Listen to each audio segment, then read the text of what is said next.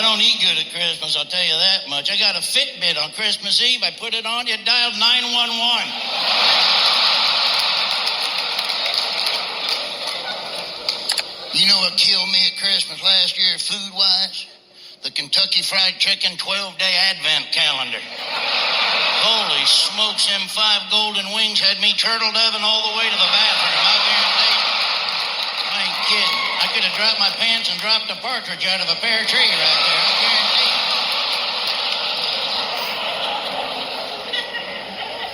you. Every time I start getting a little too fat at Christmas, so my kids will buy me a Christmas gift to hint around that I'm too fat. You know what they got me last year? A petri dish with flesh-eating bacteria.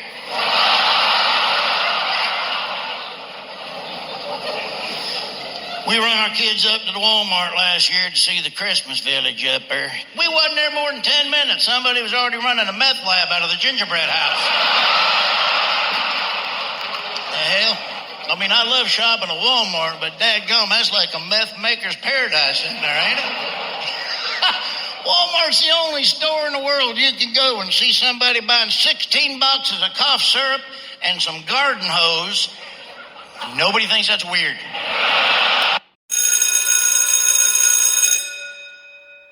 Good morning. It's Saturday, April the 29th, and this is The True Conservative. Welcome to all the butchers, bakers, and candlestick makers out there. I'm Ron, your host, and the only true conservative in the United States today. So today, after the Serenity Prayer and the Star-Spangled Banner, we'll have No Free Lunch, The Rape of the Mind, Donald Trump, The Fallacy of Understanding, and Part 1 and 2 of Chapter 6 of Speechless by Michael-Knowles. All that and more when I get back.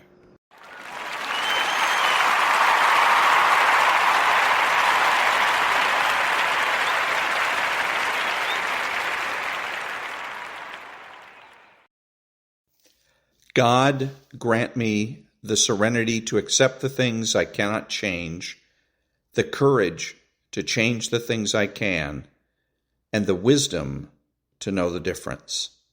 Amen.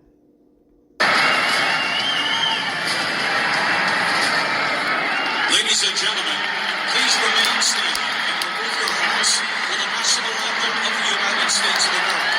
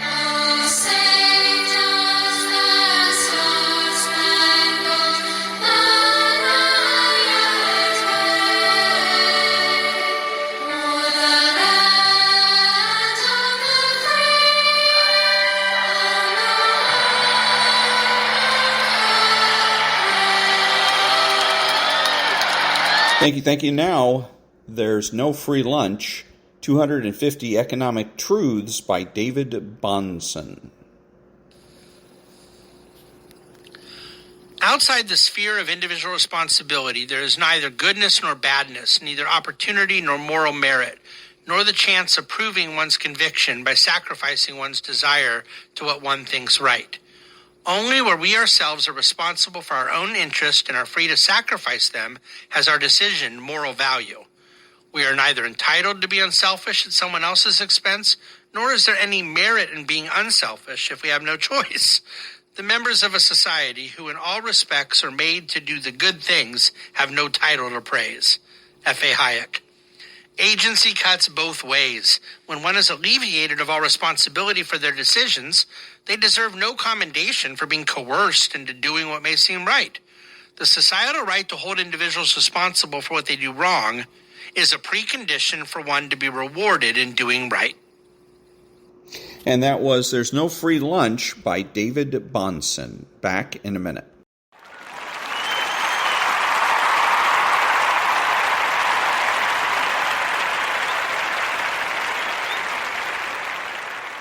Thank you. The fallacy of understanding. I was listening to the Velshi clip that I played yesterday and forgot to make a comment on. Anyway, so what he's talking about is he says that, we've got to hear all sides. And so this, again, goes back to neutrality. And what's the value in neutrality? Why is that so attractive? Because we've been brainwashed with the fallacy of understanding. That the solution to all problems is simply understanding. If only we understand another person or persons, all problems will magically go away. And it's just not true. We cannot understand, and even if we do, it doesn't deal with the problem of right and wrong. Because that's the fundamental issue here is right and wrong, at least initially. After we've decided who's right and wrong, then comes the issue of justice. That's where understanding comes in. We do need to understand the circumstances when it comes to deciding rewards and punishments. If we're considering somebody for a reward, do they really deserve it? Did they maybe get a lot more help for this particular activity than we initially had thought? And if it's punishment, is there mitigating circumstances? Might there be a reason why we would want to withhold punishment or give a light punishment? That's where the understanding comes in. But the left doesn't put it that way. As far as the left is concerned, everything is about understanding. Understanding becomes a panacea, a cure-all.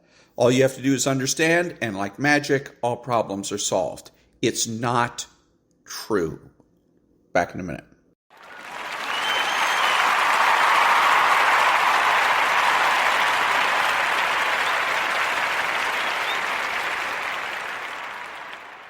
Thank you. Now 3 minutes of Donald Trump explaining how he is going to dismantle the deep state. Here's my plan to dismantle the deep state and reclaim our democracy from Washington corruption once and for all. And corruption it is.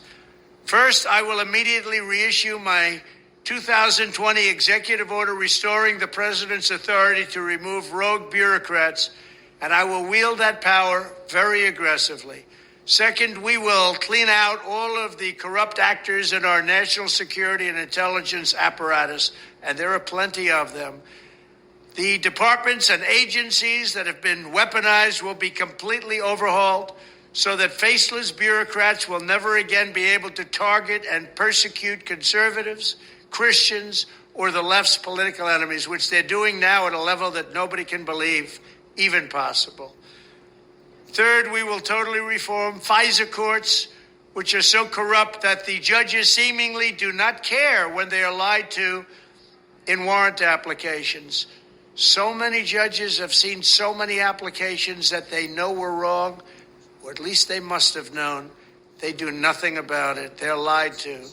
Fourth, to expose the hoaxes and abuses of power that have been tearing our country apart, we will establish a Truth and Reconciliation Commission to declassify and publish all documents on deep state spying, censorship, and corruption. And there are plenty of them. Fifth, we will launch a major crackdown on government leakers who collude with the fake news to deliberately weave false narratives and to subvert our government and our democracy. When possible, we will press criminal charges. Sixth, we will make every Inspector General's office independent and physically separated from the departments they oversee so they do not become the protectors of the deep state. Seventh, I will ask Congress to establish an independent auditing system to continually monitor our intelligence agencies to ensure they are not spying on our citizens or running disinformation campaigns against the American people, or that they are not spying on someone's campaign like they spied on my campaign. Eighth, we will continue the effort launched by the Trump administration to move parts of the sprawling federal bureaucracy to new locations outside the Washington swamp. Just as I moved the Bureau of Land Management to Colorado, as many as 100,000 government positions could be moved out, and I mean immediately, of Washington to places filled with patriots who love America, and they really do love America. Ninth, I will work to ban federal bureaucrats from taking jobs at the companies they deal with and that they regulate. So they deal with these companies and they regulate these companies, and then they want to take jobs from these companies. Doesn't work that way. Such a public display cannot go on, and it's taking place all the time, like with Big Pharma. Finally, I will push a constitutional amendment to impose term limits on members of Congress. This is how I will shatter the deep state and restore government that is controlled by the people and for the people. Thank you very much. And that was Donald Trump unveiling his plan to dismantle the deep state. The only thing that he didn't say was that he was going to get rid of public employee unions. And without getting rid of public employee unions, everything else is a waste of time. Because the deep state is and exists because of public employee unions. They are a conflict of interest. They've got to go. And former President Trump has to be made aware of that and has to take action to dismantle those unions. Back in a minute.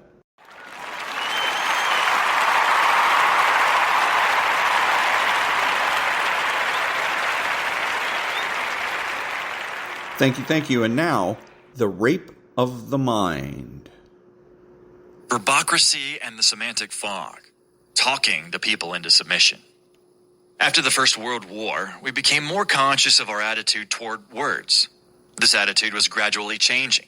Our trust in official catchwords and cliches and in idealistic labels had diminished. We became more and more aware of the fact that the important questions were what groups and powers stood behind the words and what their secret intentions were. But in our easygoing way, we often forget to ask this question, and we are all more or less susceptible to noisy, oft-repeated words. The formulation of big propagandistic lies and fraudulent catchwords has a very well-defined purpose in totalitaria. Words themselves have acquired a special function in the service of power, which we may call verbocracy. The big lie and the phony slogan at first confuse and then dull the hearers, making them willing to accept every suggested myth of happiness.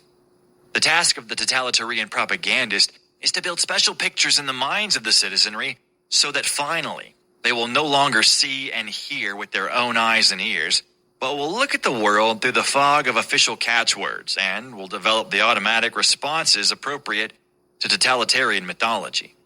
The multiform use of words in double talk serves as an attack on our logic. That is, an attack on our understanding of what monolithic dictatorship really is.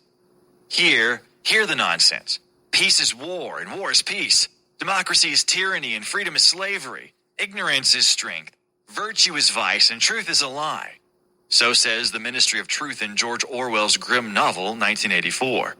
And we saw this nightmare fantasy come true when our soldiers who had spent long years in North Korean prison camps returned home, talking of totalitarian China with the deceiving cliche of the people's democracy.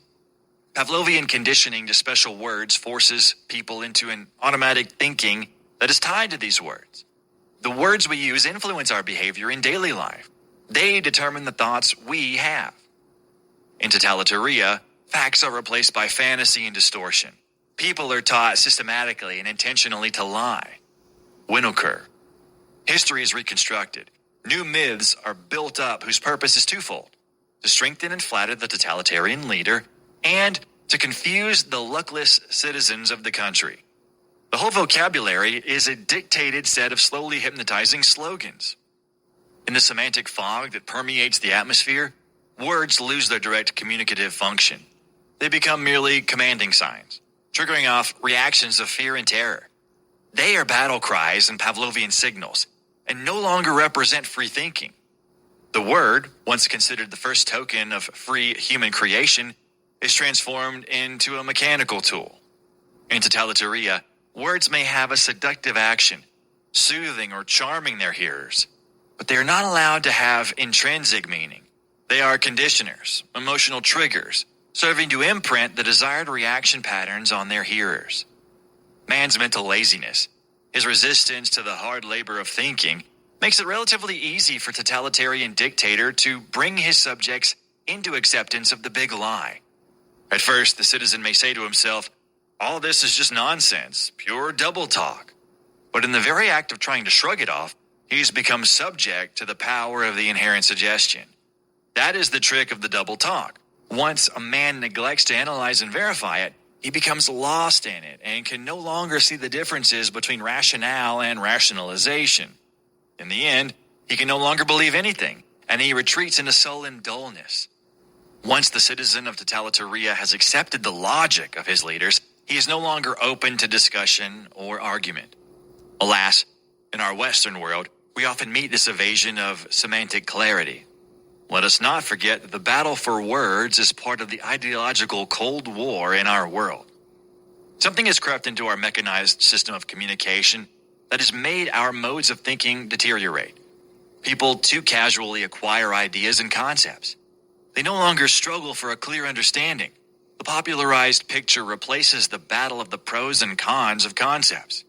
Instead of aiming at true understanding, people listen to thoughtless repetition, which gives them the delusion of understanding. Communication has an even more infantile, magic character for the citizen of totalitaria. Words no longer represent intelligible meanings or ideas. They bind the citizen of totalitaria to utter dependence on his commander, much as the infant is bound to the word pictures of his parents. Logocide. So that was, let's see here. We're going to go back here. It's verbocracy, and it was the semantic fog, talking the people into submission from The Rape of the Mind by Joost-Meerlo, M.D. Back in a minute.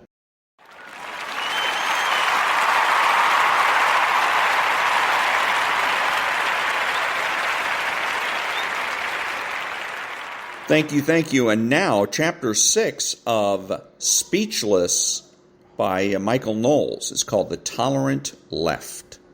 Chapter 6. The Tolerant Left.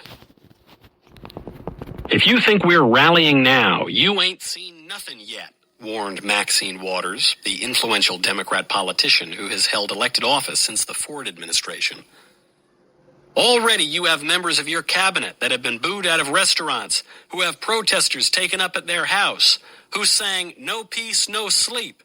No peace, no sleep," she reminded President Trump, while her supporters cheered. Then came the call to arms. If you see anybody from that cabinet in a restaurant, in a department store, at a gasoline station, you get out and you create a crowd, and you push back on them, and you tell them they're not welcome anymore, anywhere. Democrats did as they were told.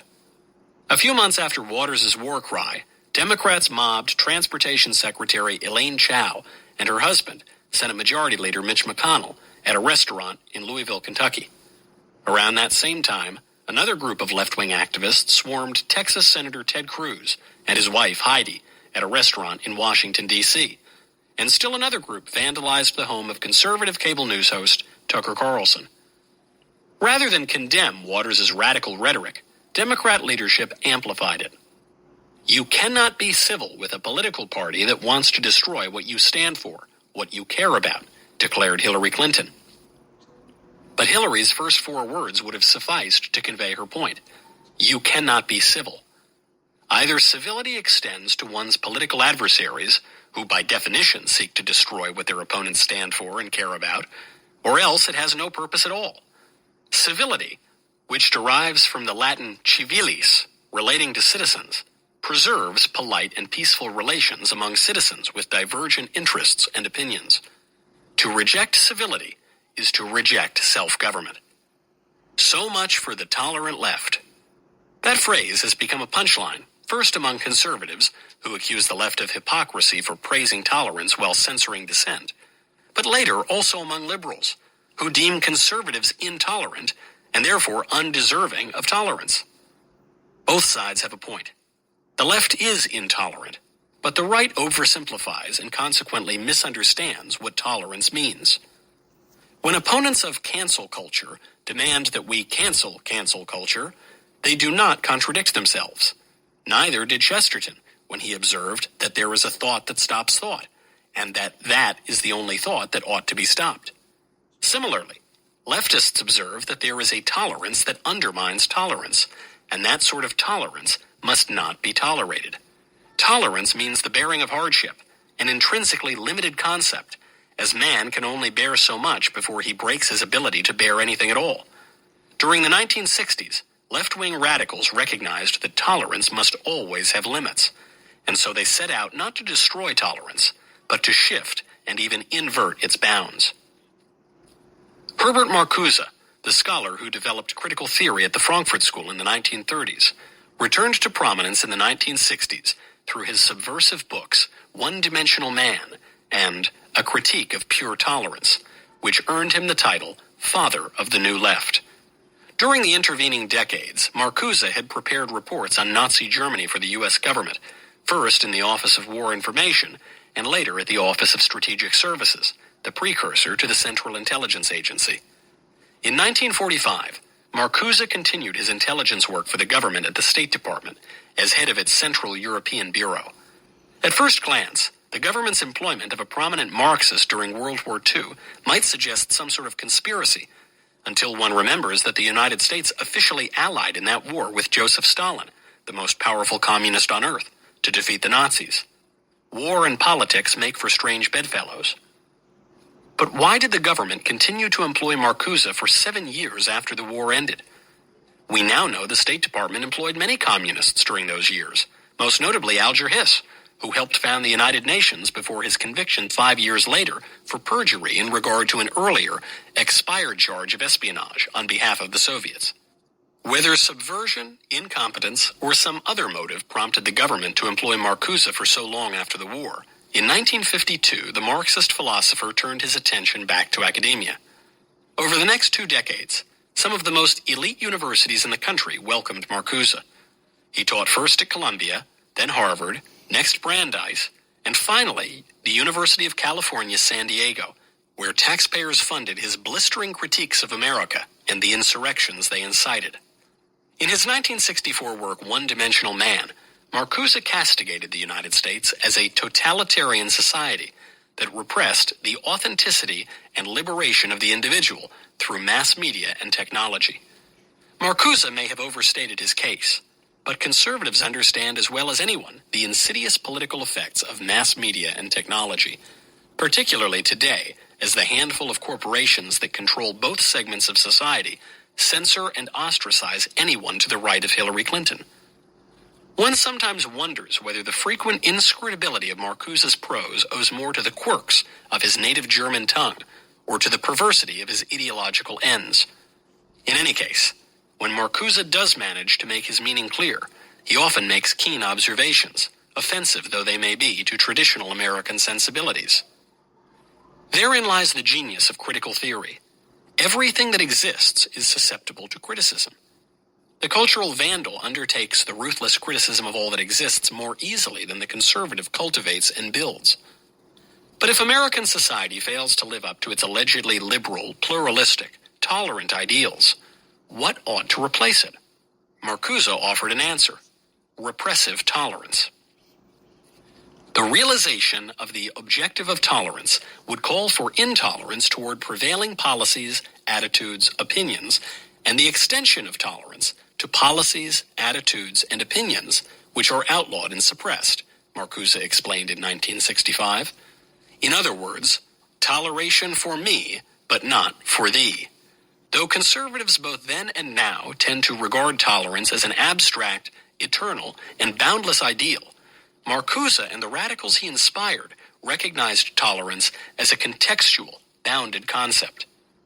From one vantage, no institution in history has rivaled the tolerance of the Catholic Church, which welcomes men of every race, sex, language, labor, and class. From another perspective, no institution has ever been so intolerant as the Church, which launched a millennium of inquisitions and crusades to quash heresy. Milton's encomium to free speech, Areopagitica, preaches tolerance for all points of view, so long as they're Protestant. No regime, no matter how tolerant, can tolerate everything. Today, tolerance appears again as what it was in its origins, at the beginning of the modern period. A partisan goal, a subversive, liberating notion and practice, wrote Marcuse. Conversely, what is proclaimed and practiced as tolerance today is in many of its most effective manifestations serving the cause of oppression. The father of the New Left considered tolerance a value-neutral tool that could be harnessed for good or for ill. Just as, in Marcuse's mind, the capitalist system exploits tolerance to stamp out individuality and oppress the masses, radicals could wield tolerance as a weapon of liberation to tear down the system. The totalitarian democracy of the United States, Marcuse complained, had destroyed critical thought and obliterated the difference between true and false, information and indoctrination, right and wrong. Here, Marcuse conceals the radicalism of his proposal behind euphemism, but hints of his partisan ends creep out. What precisely distinguishes information from indoctrination? Both words simply mean teaching. The former entered English in the early 14th century with the meaning to train or instruct in some specific object. The latter appeared in the 1620s with the meaning to teach. Marcuse simply considers some teaching good, namely his own, and other teaching bad. Rather than discerning between truth and falsehood, or right and wrong, as those terms have traditionally been understood, Marcuse appears more concerned with the distinction between politically correct and politically incorrect. Pure tolerance would permit all views into the public square and allow people to make up their own minds. But according to Marcuse, the people, having been educated, or rather indoctrinated, in the propaganda of America's totalitarian society, lack the liberty of mind to distinguish between true and false ideas. To enable them to become autonomous, to find by themselves what is true and what is false for man in the existing society, he asserts, they would have to be freed from the prevailing indoctrination, which is no longer recognized as indoctrination. Since the allegedly oppressive traditional society has already slanted the people so far in the direction of falsehood, Marcuse insists that the trend would have to be reversed. They would have to get information slanted in the opposite direction, through undemocratic means, as the deluded masses cannot understand their own oppression. In the name of objectivity and free thought, he proposes control and propaganda. Marcuse justifies his censorship in the name of liberation. Unlike classical liberalism, which defines liberty as the absence of coercion, and also contrary to Christianity, which defines liberty as the rejection of sin, Marcuse defines liberation as a matter of history. Freedom is liberation, he explains, a specific historical process in theory and practice, and as such, it has its right and wrong, its truth and falsehood. When progressives refer to the right side of history, or claim that the arc of the moral universe bends toward justice, they are invoking the same alleged historical process. The Coen brothers pilloried this conception of history, and Herbert Marcuse himself, in their 2016 comedy Hail Caesar. George Clooney's tailor-made character, movie star Baird Whitlock, spends an evening with a secret communist study group led by Professor Marcuse, who indoctrinates him in his theories. When Whitlock returns to the film studio, he gushes to his boss about the radical professor. "These guys are pretty interesting," Whitlock tells the studio chief, Eddie Mannix. "They've actually figured out the laws that dictate everything. History, sociology, politics, morality, everything. It's all in a book called Capital with a K." "Is that right?" asks a visibly irritated Mannix. "Yeah," Whitlock goes on. "You're not going to believe this. These guys even figured out what's going on here at the studio." He explains, "We may tell ourselves that we're creating something of artistic value, or there's some sort of spiritual dimension to the picture business. But what it really is this fat cat, Nick Skank, out in New York, running this factory, serving up these lollipops to the what they used to call the bread and circuses for the... At which point Mannix pulls Whitlock from his chair, smacks him across the face, and reminds him that the so-called fat cat founded their feasts. Marcuse's highfalutin historical sense and pretentious prose seduced countless mid-century dimwits like Baird Whitlock. The turgid prose dulled readers' senses, but eventually he came to his point. Censor conservatives. Liberating tolerance, then, would mean intolerance against movements from the right, and toleration of movements from the left, Marcuse concluded. Conservative speech, by inhibiting liberation and oppressing the masses, constitutes violence and must not be tolerated. 21st century leftists have embraced Marcuse's argument and use it to justify kicking conservatives off of college campuses and out of corporate boardrooms.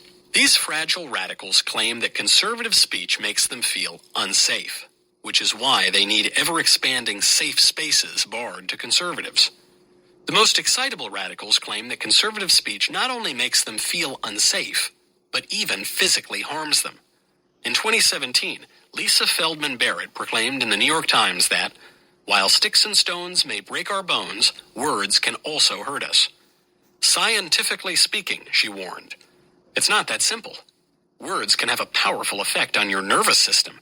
Certain types of adversity, even those involving no physical contact, can make you sick, alter your brain, even kill neurons, and shorten your life. Barrett, like Marx and his acolytes before her, invokes science to suggest that one may not reasonably disagree with her. We may quibble over politics or philosophy, she implies, but science is a settled matter. One wonders how long the New York Times would remain in print under a Republican administration should Barrett's proposed banning of noxious language pass into law. Perhaps for that reason, most mainstream leftist censorship advocates have offered more modest arguments for curtailing conservative speech. During the campus uprisings of 2017 and 2018, left-wing opinion columnists invoked the most banal cliché in the censorship toolkit, that no one has the right to yell fire in a crowded theater. The line derives from the 1919 Supreme Court case Schenck v. United States, in which the justices unanimously upheld convictions under the Espionage Act of 1917 for distributing flyers opposing the draft in World War I. One suspects the left might hesitate to invoke this principle if they understood the political context in which it arose. Justice Oliver Wendell Holmes defended the court's abridgment of free speech on the grounds that the flyers created a clear and present danger by hampering the government's efforts to recruit soldiers for the war. The most stringent protection of free speech, the justice insisted, would not protect a man falsely shouting fire in a theater and causing a panic. But so that was the first half of Chapter 6, called the Tolerant Left, from the book by Michael-Knowles called Speechless. Back in a minute.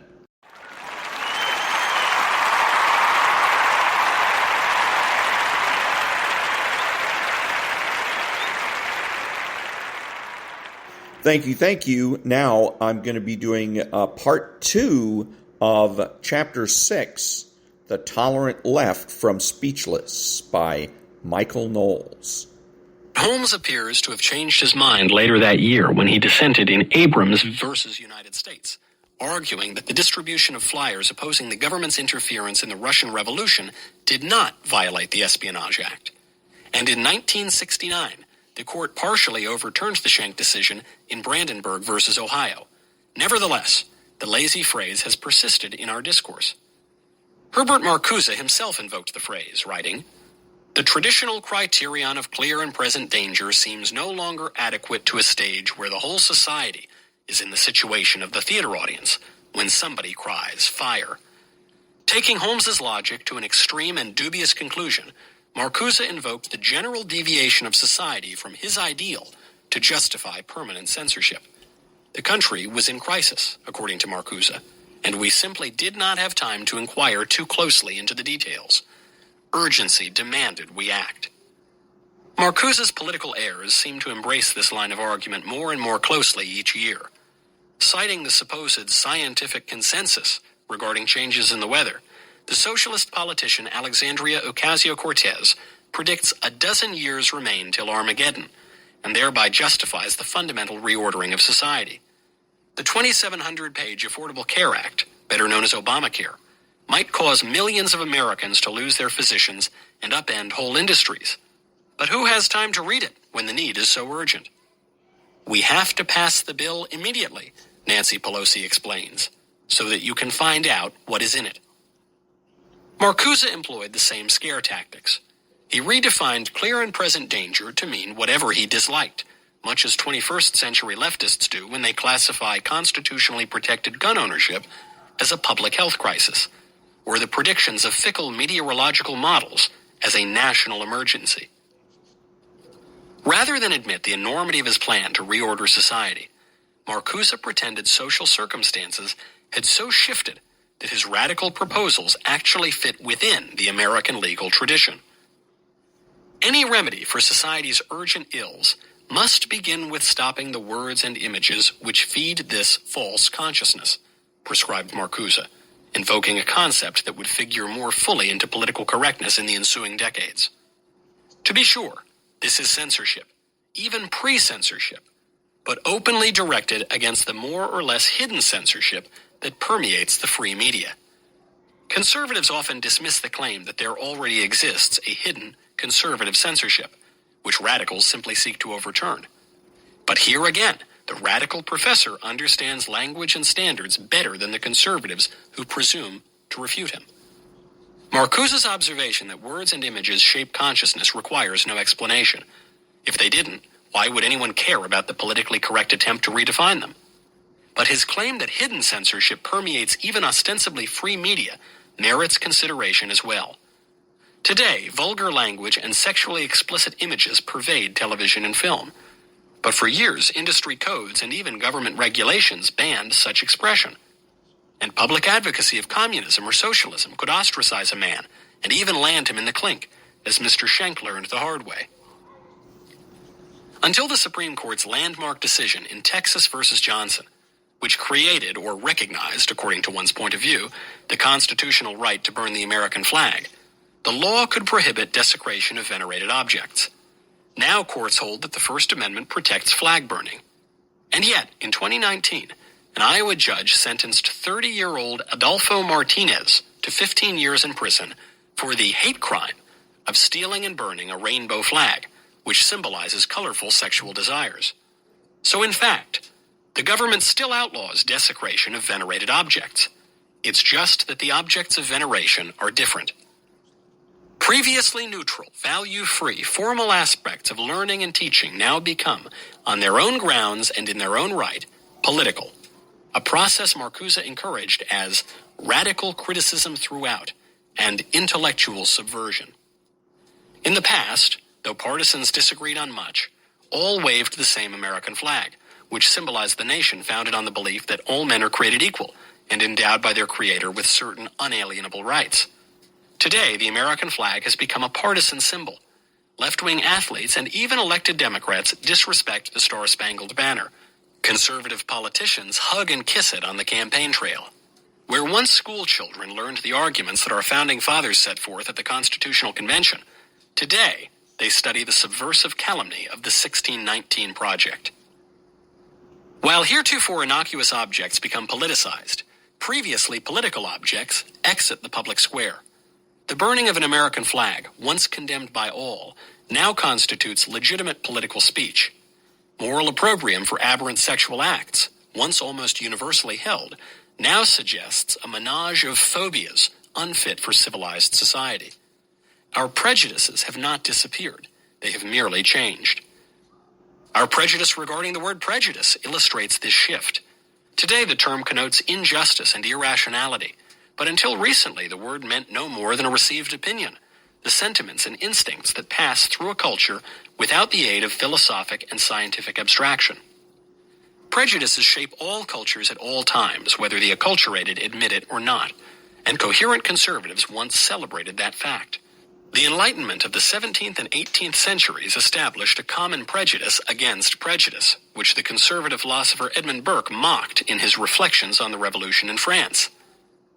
I am bold enough to confess that we are generally men of untaught feelings, that instead of casting away all our old prejudices, we cherish them to a very considerable degree And, to take more shame to ourselves, we cherish them because they are prejudices. And the longer they have lasted, and the more generally they have prevailed, the more we cherish them. We are afraid to put men to live and trade, each on his own private stock of reason, because we suspect that this stock in each man is small, and that the individuals would do better to avail themselves of the general bank and capital of nations and of ages. Men are not walking, talking syllogisms. Only a fool would attempt to translate every impulse, passion, and preference he feels into the cold language of reason. Those radicals who vanquish their natural prejudices simply clear a space for new prejudices, a political reality Marcuse well understood. His description of prejudice reads as a mirror image of Burke's. He decries exactly what the Irish statesman celebrated. The avenues of entrance are closed to the meaning of words and ideas other than the established one, established by the publicity of the powers that be, and verified in their practices.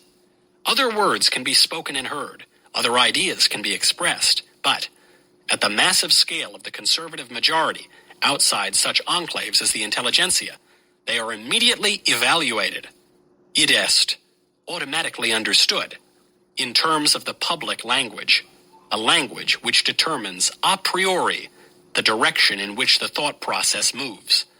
Thus, the process of reflection ends where it started, in the given conditions and relations. Ironically, Marcuse's lament makes a fine argument for just prejudice, if only conservatives could bring themselves to take it seriously. The conservative prejudices and established institutions of Marcuse's day inoculated society against the poisonous ideology that he and his fellow travelers peddled. Since then, however, radicals have succeeded at shifting those prejudices through a war of position that gave them control of every established institution. Consider the case of court packing.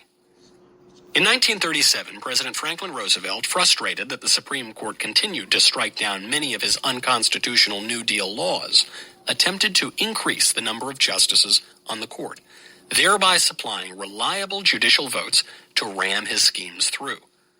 The American people opposed the plan. Congress never took it up, and FDR's scheme fizzled. In 2020, however, court packing lost much of its fetor. Democratic legislators and even presidential candidates embraced the proposal. They went so far as to redefine the term by conflating the constitutionally mandated appointment of justices with the partisan addition of new justices to the bench. In the 1930s, the traditional American deference to legal norms prevailed. But by 2020, after decades of radical infiltration of the established institutions, conservatives could no longer rely on the old constitutional prejudices. Rather than ending where it started, the process of reflection Marcuse described led to an open debate. The outright reversal of prejudice regarding our national flag illustrates where that open debate inevitably leads. In a body politic where only subversives have the stones to stir hearts and make substantive claims, open debate will be won by the subversives. My friend Ben Shapiro rightly notes that facts don't care about your feelings, but we must add to that observation that politics cares greatly about our feelings, as the demagogic left well knows. Conservatives have refused even to state simple facts for fear of the politically correct lynch mob, retreating instead to arcane encomia on the right to free speech. The radicals have gained ground in our society by making substantive claims to advance an amoral agenda and then whipping their followers into a frenzy to defend them. When leftists contrived a fictional constitutional right to abortion in 1973, they not only invented a new form of jurisprudence wholly divorced from the text of the Constitution, they also asserted the positive goodness of murdering 1 million babies each year. They then hypnotized their acolytes into defending the slaughter as the essence of freedom. Conservatives' attempts to reverse this onslaught through compromise and cautious appeals to federalism have failed just as surely as an umbrella against a tsunami. When leftists railroaded right-wing judicial nominees, conservatives acquiesced and nominated more liberal jurists who reaffirmed the right to abortion.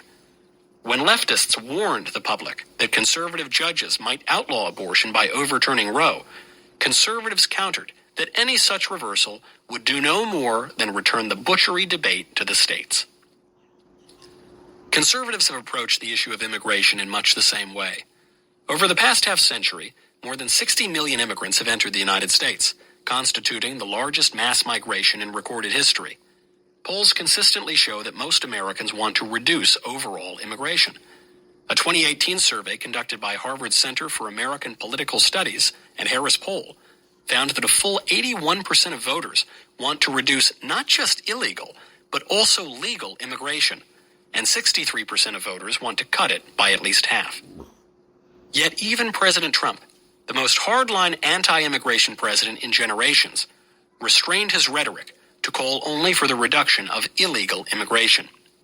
"I want people to come into our country in the largest numbers ever," he declared, "but they have to come in legally." Conservatives quibble over procedure, but they largely leave the substantive issues alone, even when the public largely agrees with their beliefs. Such is the cultural pull of political correctness. In the end, many, if not most, conservatives concede legal abortion and mass migration. They simply advocate a different mechanism for achieving the same left-wing end.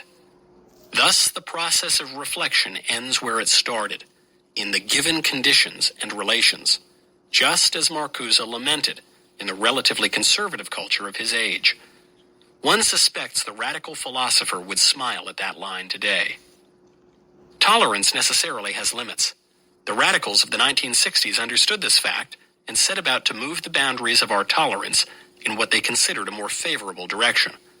For decades, conservatives have attempted to rebuff the radicals by denying the intrinsic limitations of tolerance, thus permitting leftists to shift the range of acceptable discourse, known sometimes as the Overton window, ever leftward. No less a liberal than John Locke, in his letter concerning toleration, admitted limits on tolerance. Locke began by praising toleration as the chief characteristic mark of the true church, so agreeable to the gospel of Jesus Christ. But soon enough, like his elder contemporary Milton, Locke questioned whether Catholics ought to be afforded that same toleration. That church can have no right to be tolerated by the magistrate, which is constituted upon such a bottom that all those who enter into it do thereby ipso facto deliver themselves up to the protection and service of another prince, Locke clarified, referring, one presumes, to the Pope. Much like 21st century Democrats, Locke was willing to tolerate Catholics only if the dogma lived not so loudly within them. But beyond Catholics, the great philosopher of toleration reserved his most trenchant intolerance for atheists. "Those are not at all to be tolerated who deny the being of a God," Locke declared. "For starters, promises, covenants, and oaths, which are the bonds of human society, can have no hold upon an atheist who rejects the moral order. The taking away of God, though but even in thought, dissolves all that one might cherish in society, and the atheists have none but themselves to blame, since those that by their atheism undermine and destroy all religion can have no pretense of religion whereupon to challenge the privilege of a toleration." Our notions of tolerance rely upon Christianity. One cannot coherently demand the former while rejecting the latter. Conservatives who invoke the high-minded tolerance of Locke with respect to our most radical opponents would benefit from actually reading the liberal philosopher. The atheism Locke decried has now combined with an overt hatred of our civilization, and the radicals who embody both have enlisted our culture's unique concept of tolerance as an instrument for its own destruction. Hence the split personality of political correctness, which, in the name of tolerance for marginalized people, enforces a rigid code of speech and behavior intolerant of dissent. And that was second half of Chapter 6, The Tolerant Left from Speechless by Michael-Knowles. Back in a minute.